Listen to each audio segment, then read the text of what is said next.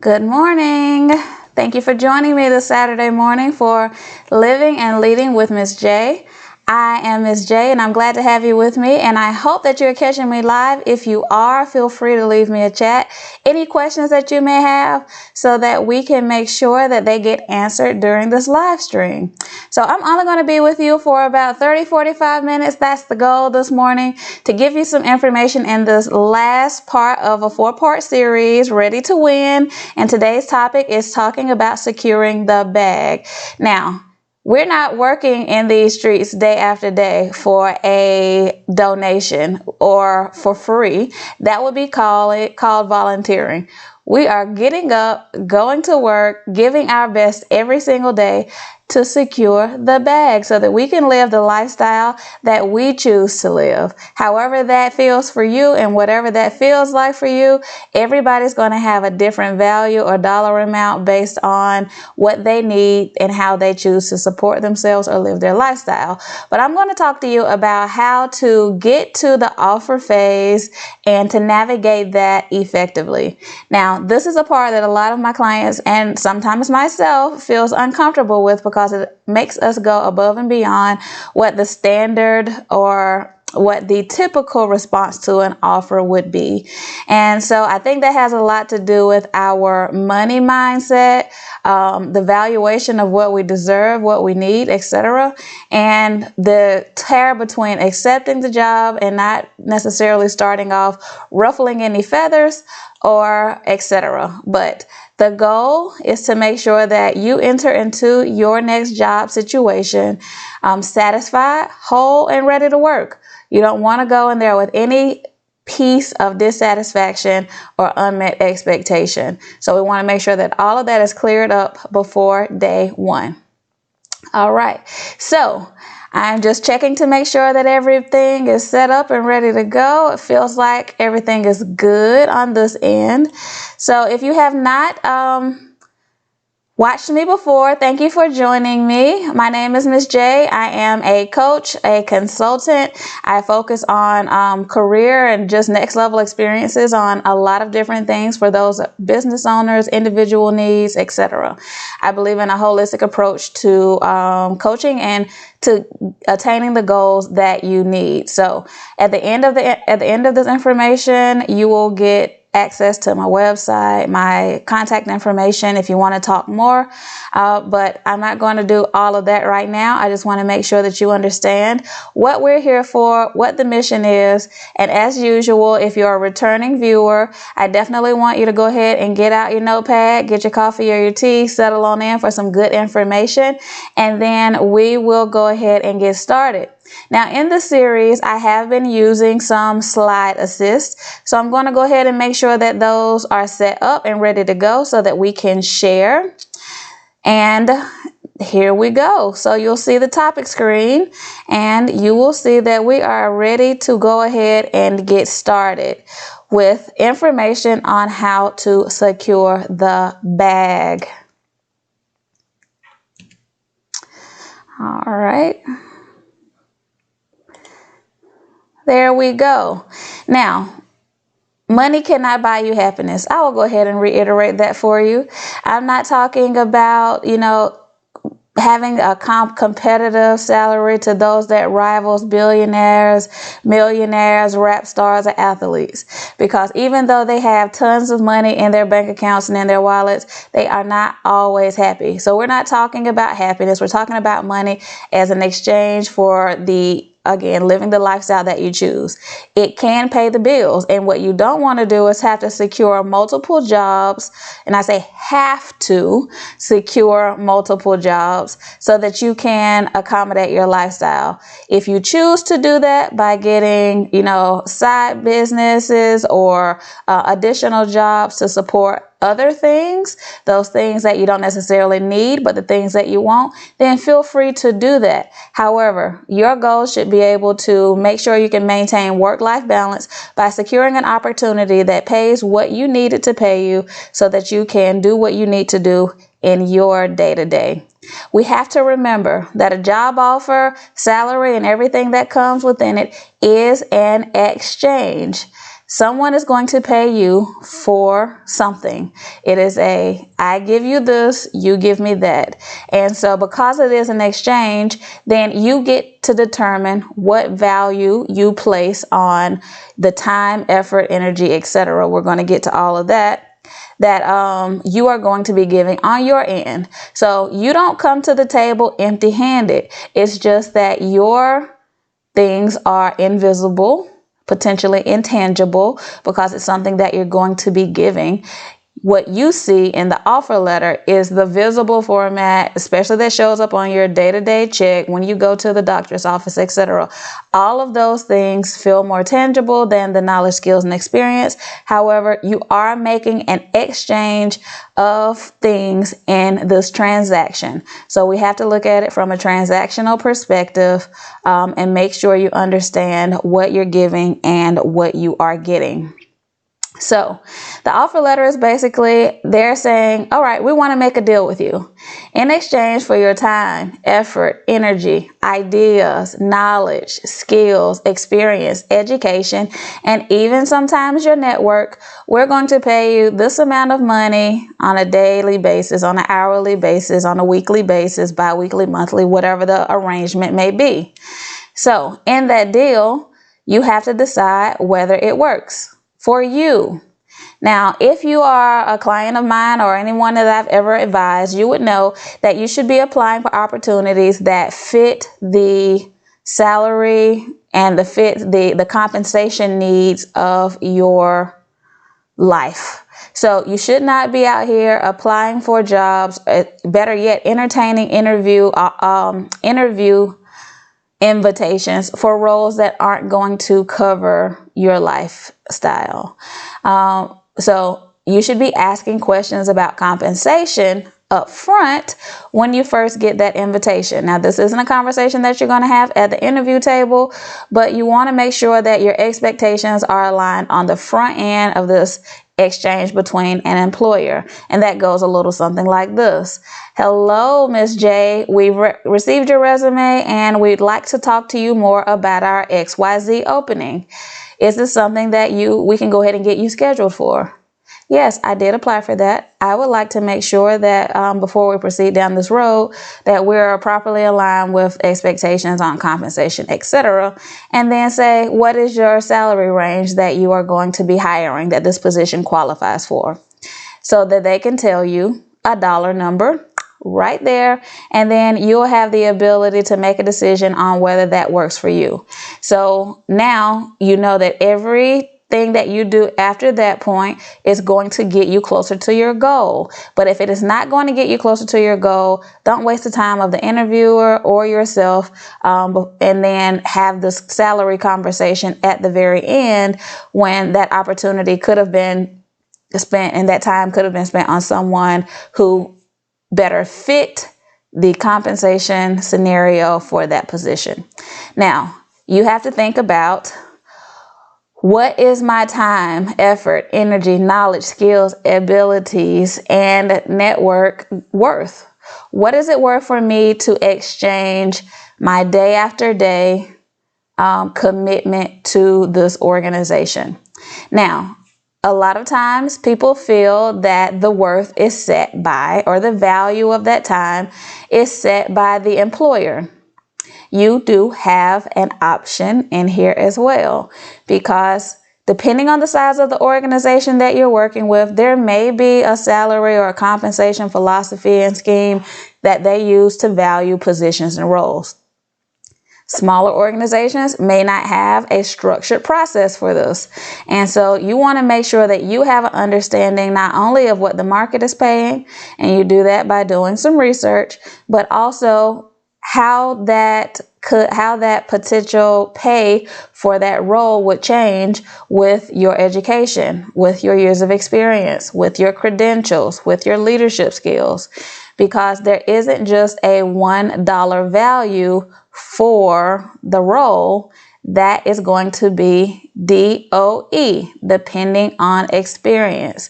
So you want to make sure that you understand what you're bringing to the table, what the market says is standard for a position that you are seeking, and then how that works to your advantage and where your dollar amount lies. Sometimes the offer letter feels just like the salary is the only thing that's important. However, I'm going to talk to you about so many other things that you want to consider, because we are exchanging time for money. However, there's some other things that we want to make sure that's properly aligned as well, so that our lifestyle and those of our family members are properly met. So in your offer letter, you're going to have a whole lot of information. If it's an offer letter that is done thoroughly and well thought out, you should get information on the various compensation tools that they use in their organization. Every offer is going to be different. So the holidays that are offered, the base salary, any commission, vacation, bonuses, health benefits, schedule, perks, retirement opportunities, and voluntary benefits are just some of the more common things that are included in your offer letter. It may also include allowances if you're doing things such as business entertainment, things that are tied to business development. You might have a particular allowance not only for entertainment, but it might also be for travel. It may be for professional development, etc. Some of these things will be automatically included in your offer letter, and some of the things, if they are important to you or to positions that are similar, you want to make sure that they get documented into the offer letter so that you all start with a similar understanding and expectations. And I would ask you, if you are going to negotiate things into your offer letter that has not previously been documented in there, that you make sure that the offer letter gets updated, because documentation is king. And if it isn't written down, then there isn't necessarily a verification that you have made that agreement. So make sure that the offer letter gets updated to include all of the language that you negotiate on, if you negotiate. And I would encourage every last one of you to negotiate so that until you get to an offer that is satisfactory for you. So all offers are not going to be equal. And the reason why I want you to understand that is because there is a difference between what company A will offer you and provide and what company B will offer you and provide. So if you get two offers at the exact same time and you have to make a decision, which way do I go? They're not going to be the same value, even if the base salary is the same. So there are so many other things that you need to take into consideration. You need to take into consideration any benefits that they're going to be providing and what that costs you, what your employee share of those benefits would be. You want to take into consideration time off, flexibility, work-life balance, company culture, etc. Because all of those things are going to make your day-to-day work more satisfying if you understand what the total package is include. So just because you get two offers that offer you the exact same dollar amount does not mean that they are equally good offers. So this is what we want to make sure that we understand. And there is other things that you want to make sure that you have eyesight or sight lines to, or ask questions about. So here are some of the things that are included in a total compensation or a total rewards package that may be offered by your organization. So of course, you see on the right hand side, compensation would be base and variable pay. Variable pay is going to be any of the bonus programs, commissions, etc. that would be the dollar amount would be aligned with whatever variables are included. So for like commission structures, it might be however much you sell, you get a particular percent. And so that might vary from month to month, quarter to quarter, depending on the goal that has been identified.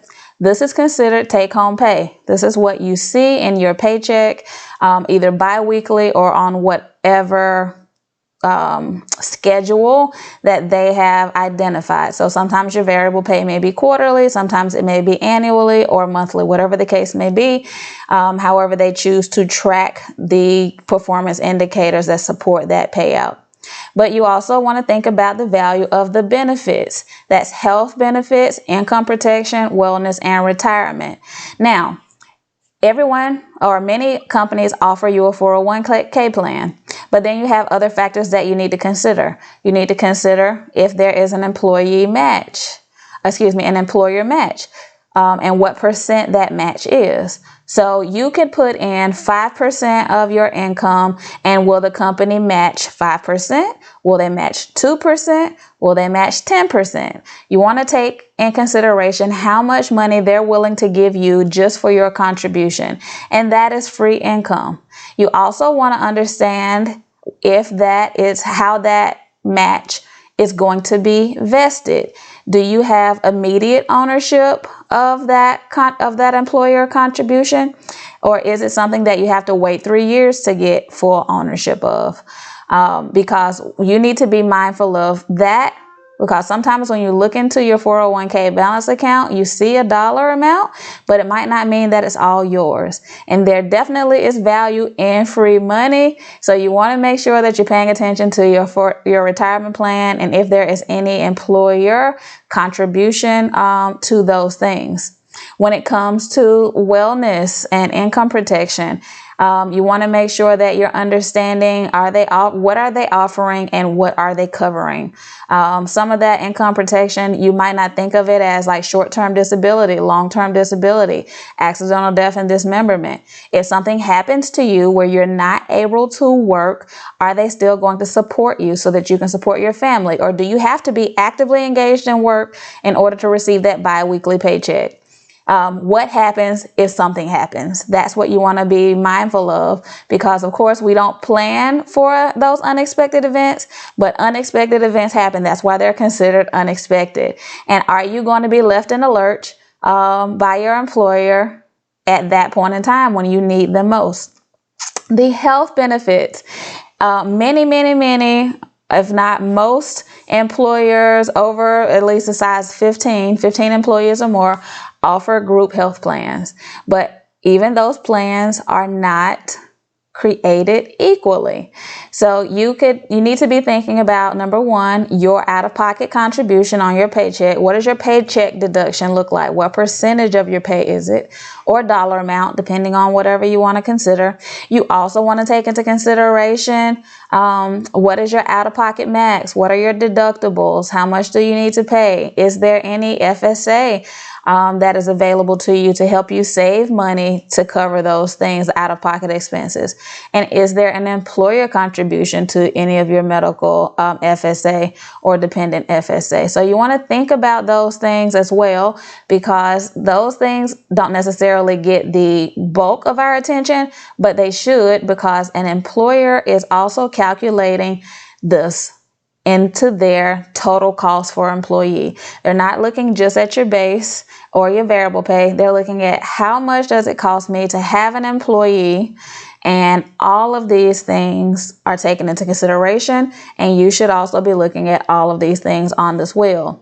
You want to look at rewards and recognition. Where is there an opportunity, if any, for you to make any additional income by doing a good job, by, perfect attendance, whatever the case may be? Are your raises increases based on merit performance?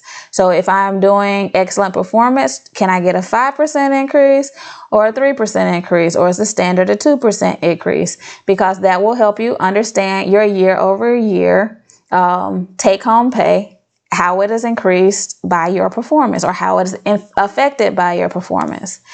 Career development, a lot of people overlook this, but it's very valuable benefit because it helps you save on out-of-pocket expenses. So are they going to pay for training? Will they continue to support your professional,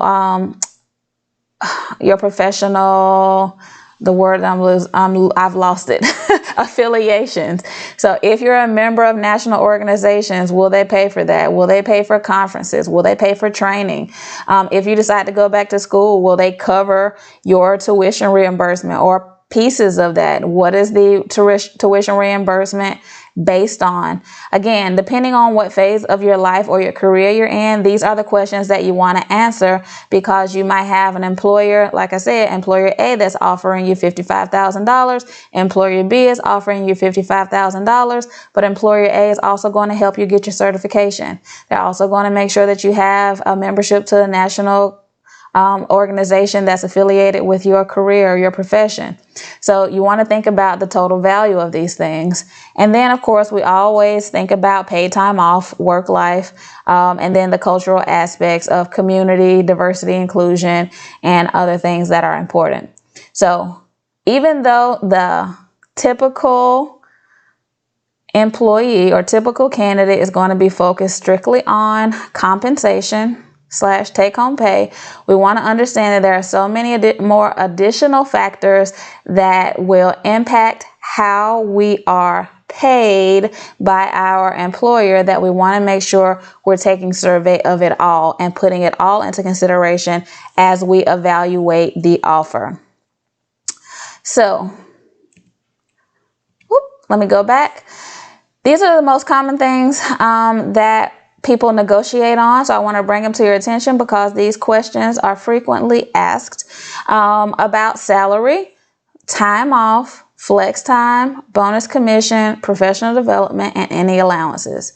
So typically these are going to be things that you can see the dollar amount. You don't necessarily see the employer portion of your health coverage. And typically that's something that's agreed upon on an annual basis. So you can't necessarily negotiate on how much you're going to contribute bi-weekly to the medical plan. But you can, of course, negotiate on your salary or your hourly rate amount. Paid time off. This is something that's frequently left on the table. The longer you've been employed in life, not even with a particular organization, the more you should negotiate on paid time off. If I left my employer today and I'm accruing 15 or 20 days of vacation a year, and I have to go to a new organization who's going to start me off with 10 days a year, then maybe I want to ask if I can get to 15 faster. Start with 15 or start with 20, whatever you feel comfortable on, because that PTO, again, is time that they're going to pay you to take a break, to relax, or to take care of yourself.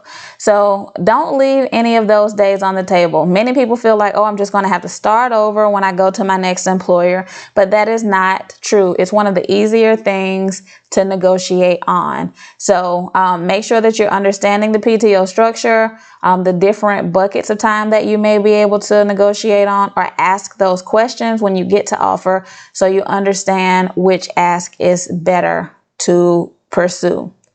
Now, flex time. We are in an environment now where people are doing a whole lot of remote work or alternate shifts. So you want to make sure that you understand what your options are. And it may be that, I have family obligations that I need an earlier start. Can I start at 7 instead of 8? Can I do 7 to 4? Can I work 4 10s? Whatever the case may be. Or I'll work standard hours, but can I work from home 2 days a week? Is there an opportunity for me to do that so that I can flex my schedule, or I can flex my work location in order to sustain the lifestyle, the balance that I currently have? Especially if you're leaving an organization that is either in a hybrid model or a remote work model, definitely ask those questions, again, because there's value to that. The value of the commute, how much time that you're spending on the road, the gas, etc. You want to understand, can you retain some of that unspent money, unspent time when you pursue your next opportunity? So definitely that's something to ask about. And then even asking if there is a wait time. Do you have to spend 90 days before you have the ability to do that, or make it through your first year, whatever the case may be? Ask the questions so that you can understand how to craft your ask. Professional bonus and commission. So bonus and commission plans will vary. They might even vary inside an organization based on which department you're in. So when you're having the conversation about compensation, probably with the hiring manager or with the human resources representative, you can ask additional questions about that, especially if it's been presented as a part of the compensation plan. So your first question, if you don't know, is if there are bonus and commission available. The second question that you're going to be asking towards the end of your interview process is how that plan is structured. And then when you get to your offer phase, you want to see what has been presented to you, and then maybe you can increase your percentage. Maybe you can ask about the frequency of pay, or maybe you want to negotiate on the goals that you will be measured against, so that you can increase your ability to take home a bigger pot of bonus or commission, and make sure that the expectations have been set. Now, professional development, don't leave this on the table. It's very important for you to make sure you keep your skills fresh, your knowledge fresh, and you stay aligned with what's happening in the environment, in your profession, so that you can continue to be relevant in your role and also make progress within the organization. So ask about memberships. Ask if you'll spend this extra $299 so that I can stay a part of the National Association of XYZ. There's a conference that you've been going to for the past 3 years that it helps you to do XYZ, and this is why you want to make sure that you can continue to do it. Ask those questions up front. It's going to be easier for you to ask in the beginning and get it already set up and aligned so that the expectation is there from day one forward. Now, there may be an opportunity for you to negotiate some things that you have never done before. So if you're reading the job description and it says that a particular certification is preferred but not required, if it's something that you don't have but you would like because you see it's going to be beneficial to your career path, then ask, would you pay for me to attain my certification in DEF, whatever the case that is, whatever that may be for you? And that could have a lot of value, because some of these certifications and course learnings out here can range, from the low end $1,000 to the high end $5,000, $7,000. So you want to make sure that if you can get that included, where you have the ability to obtain the certification or to further your education within the first year or two of your employment there, that is an awesome thing to think about. So make sure that you're making the ask upfront, which sets the expectation that you're a continuous learner, but it also makes sure that it gets budgeted so that you don't have to worry about whether it's going to be approved later or not. And then the allowances. These might be cell phone, car allowances, like I said, entertainment allowances, etc. Depending on your role, depending on what those allowances are designed to do for the work that you're going to be accomplishing, you may want to see how it compares to your prior job or how it compares to others on the market and other allowances that are out there in the market, and see if you can negotiate those higher, or if you can get that included.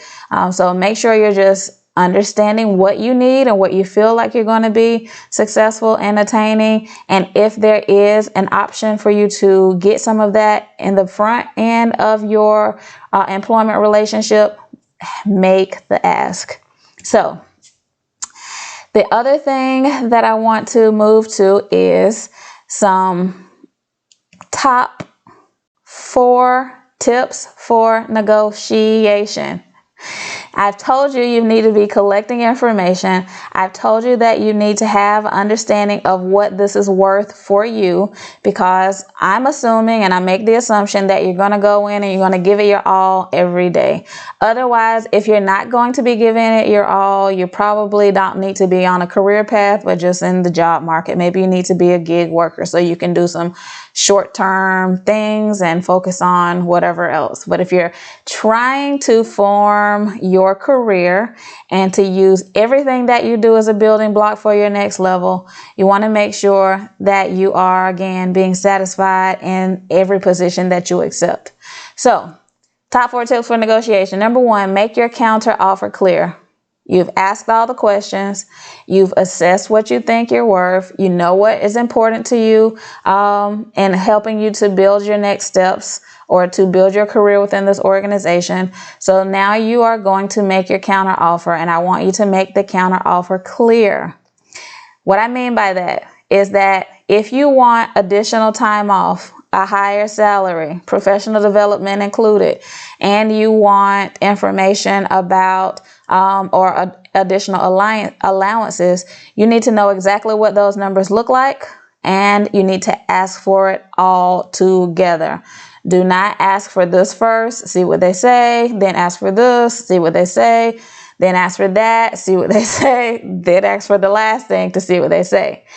You need to go back in very clear and very strong about what you are seeking and give them the opportunity to review and evaluate their request and then come back with an answer. So make it clear. Make it clear that I want 15 days off instead of 10. I want my commission to be based on $30,000 worth of sale for the first year. That I would like to get my XYZ certification, which costs $1,600 to take the test in year 1, and that I would need a cell phone allowance to make sure that I can continue these things. Lay it all on the table at one time with dollars or increments and timelines potentially set out so that they can consider what that does for the organization. Now, number 2, you need to be prepared for the tough questions, because people aren't just going to roll over and give you extra money in this process unless they understand the value that you bring to the organization and why that's important for you at this point in time. So you need to be able to build justification or defense for why that ask and why they should be taking it seriously in their consideration. So if you're going to be asking for $12,000 more, then you need for them to understand why that $12,000 more is even justified and why you are worth potentially destroying their internal equity or being at the top of the band for them to even consider this a yes. You need to be able to justify clearly and with sound reasoning why the asks are acceptable and should be acceptable, because you need to understand that the people that you are talking to have to take this request and it has to go through several different other folks to be approved. Most of the time, the person that you're talking to on the phone cannot approve an extra $20,000 in ask without talking to somebody else. So they have to provide a justification to whoever they're working with or collaborating with on the inside, and you need to be able to give them the fodder to go and feed that to other folks. So don't just make outrageous asks that you can't justify. Make sure you're properly researched, that you understand why you're asking and what the need is, and then give that to them so that they can take it under consideration for themselves and also for others. Number 3, understand their limitations. Everything that you ask for may not come back at 100% yes, because it might, again, throw out their compensation philosophy and their compensation structure. It may be changing the culture. You might be asking them to do something that they haven't done before, that they haven't considered before, that they don't have a policy for, they don't have a way to pay for. And so there might need to be some internal details that need to be worked out in order to supplement your ask for the certification expense. They may need to work with a finance team to get those arrangements set up, to figure out how to get that paid. Is this something they should be offering their other employees, etc.? You might have set off a ripple effect of consideration throughout the organization. So it might not be right now, or it might not be for the full amount, but I'm sure if they tell you no, if they come back with their final, that they will be able to let you know why they can't get to an additional $12,000, why only $8,000 is okay, why they can't pay for your certification, but they may be able to reimburse you if you pass. You need to understand that organizations do have rules, guidelines, processes, and practices that sometimes might be shaken up by your ask. So Figure out how you can get what you can get as close as possible, because you're going to also need to be making a decision once you get to the final. But understand that there are limitations, there are processes, and the person you're asking probably just can't wave the magic wand and make it all happen in a day. So be mindful of that. And number 4, stay at the table. You want to make sure that you are positioned in a place that have the conversation remain open. And if there is a no or a firm no to all of those things, then you're going to have an internal conversation with yourself about the value of what was presented to you. Is it acceptable? And then you may need to reevaluate, is this the organization that's going to do for me what I needed to during this phase of my career? But don't just close the door and say, I need X, Y, Z, and if you can't give me that, I'm out of here. Because again, every offer that you receive is going to be different. And so you have to take into consideration all of the things to understand the full value of your offer. Even though you may want more, can you make an exchange for the something else? Maybe there's something else that can fill the gap for you in the beginning until they get their limitations stretched, or until they're able to evaluate whether you're going to be worth the ask. So maybe that $12,000 additional that you've asked for, they can't give it to you out of the gate, but they say in 6 months we'll reevaluate your performance and then we'll talk about your salary at this point in time. Is 6 months okay for you to wait? You need to think about that and stay in tune to the offer, to any conditions, so that you can close in a way, again, that meets your need and that is satisfactory to you. Now, I frequently get this question, and it's one of the things that is an interesting concept. I wouldn't necessarily say it's something that I would recommend, but we do have people that sometimes go out and job search just to see if they can get another offer, and then they try to use that offer as leverage for their current employer. And so they bring it back to the table and they say, hey, supervisor, I got a job offer from our competitor, Acme. And Acme is willing to pay me $100 million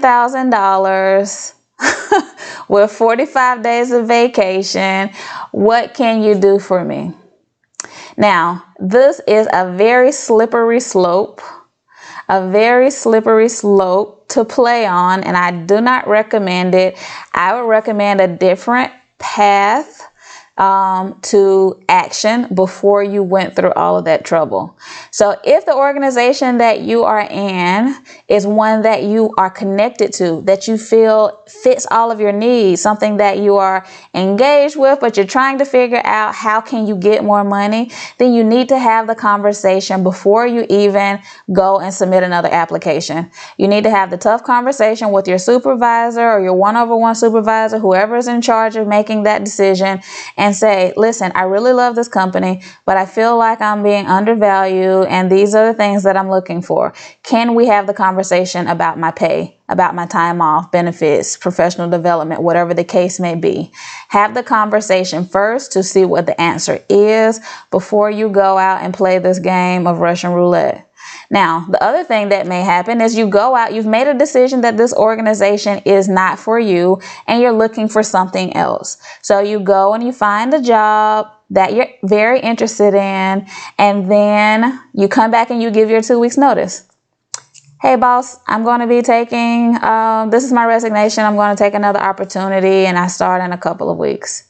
That might strike some feeling and some emotion into your supervisor or your superiors, whatever level, and then they may try to give you a counter offer based on now what is your perceived new value.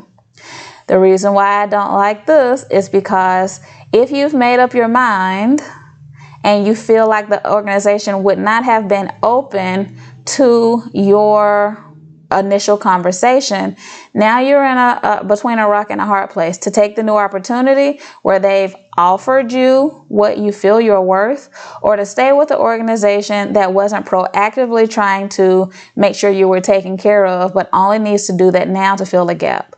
Sometimes that is just a opportunity for them to keep you in place for a while they have the opportunity to go and make additional plans to backfill your role, to make some additional transitions, etc.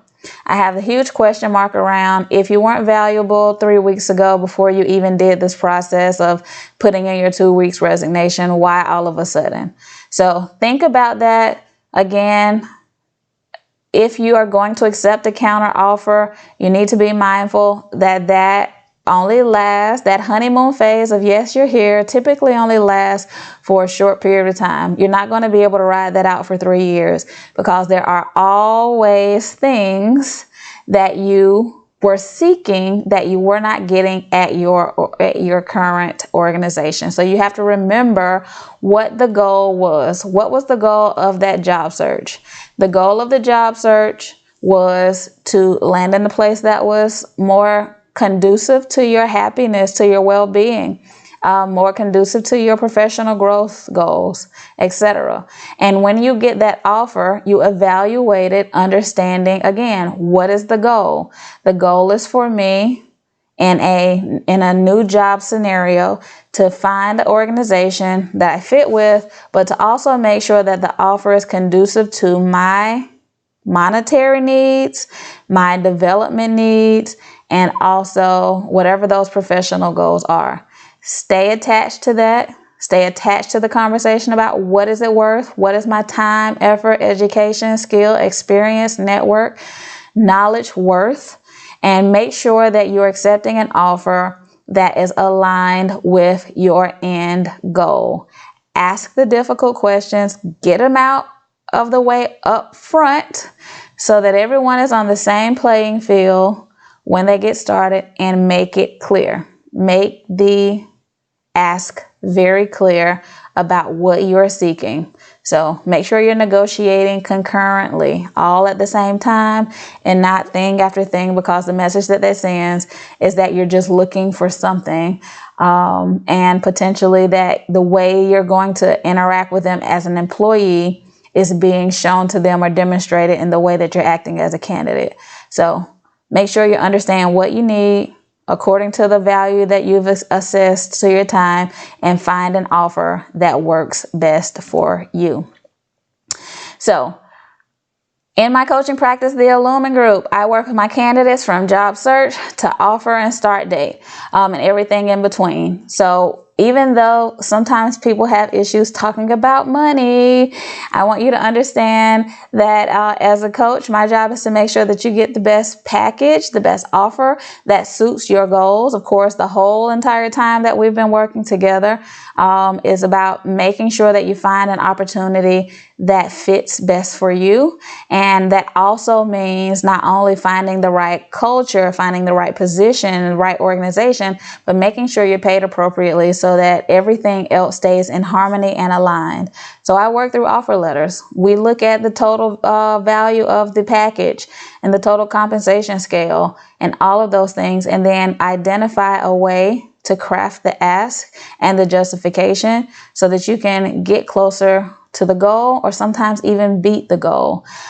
Negotiation of offers is a skill set, and it's a process that many people just overlook, but you don't necessarily, again, want to overlook it. You want to get it out on the table ASAP and upfront. So if you're interested in coaching, feel free to contact me, reach out to me. My information is on the screen. I am available to be contacted at Janelle@illumine.group. You can find me on social media, and you'll be able to reach out any of those methods. This is the last of my 4-part series, Ready to Win. So I thank you for definitely coming and spending some time with me. If you have not watch the first 3. Make sure you go back and watch those so that you have the ability to get all of the information. We talked about making sure that your document's in order. We're talking about first impressions. We talked about interview. And now we're talking about offer. Now, these are high-level concepts, again, to be implemented by you. If you're not going to be working with me as a client, you can feel free to use any of the advice that I chose. And hopefully you can interpret and activate it in a manner that is successful for you. So thank you for joining. Make sure you go back and watch the others if you have not already done so. In the month of September, I will be exploring some different topics. And again, I encourage you to go ahead and make sure you subscribe to the channel.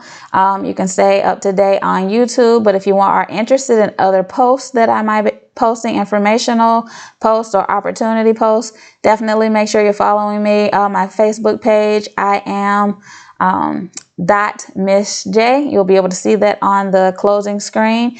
And share. Send this to somebody who might need it. Feel free to share my contact information as well. It is 100% free to have a consultation with me. No pressure, just an opportunity for me to assist you and see where your goals may be, if we can make a good fit, or if you need to be working with someone potentially in my network or a different type of practitioner. But I greatly appreciate you giving me your time and energy. Make sure that you take the notes, and if you're in this phase of your job search, I wish you all the best. I hope that you ask the right questions and that you get what you want. Again, the Illumine Group is about supporting dreams and next level opportunities. So feel free to reach out to us. But thank you for watching Living and Leading with Miss J. On this channel, I talk about a whole lot of different things, but career is one of my passions. So feel free to come on back, leave me your comments. I'd love to know that you were here, and I look forward to seeing you soon. So have a fantastic weekend, and we'll see you later. Bye-bye.